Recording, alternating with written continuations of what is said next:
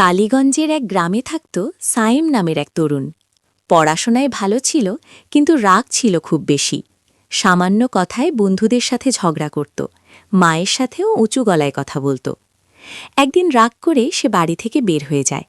সারাদিন বাইরে কাটিয়ে রাতে ক্লান্ত হয়ে মসজিদের বারান্দায় বসেছিল। তখন এক বৃদ্ধ মুসল্লি তাকে জিজ্ঞেস করলেন, বাবা, মন খারাপ কেন? সাইম সব খুলে বলল। বৃদ্ধ মুচকি হেসে বললেন, তুমি কি জানো, দুনিয়ায় এমন একজন আছেন যার দোয়া সরাসরি আকাশে উঠে যায়? কে? মা। কথাটা শুনে সাইমের বুক কেঁপে উঠল। সে হঠাৎ মনে করল, মা সবসময় তার জন্য দোয়া করেন, আর সে কিনা তাকে কষ্ট দেয়। রাতে বাড়ি ফিরে দেখে মা জায়নামাজে বসে কাঁদছেন, বলছেন, হে আল্লাহ, আমার ছেলেকে সঠিক পথে রাখো, ওকে হেদায়েত দাও। সাইম দরজার আড়াল থেকে সব শুনে ফেলল। তার চোখ ভিজে গেল।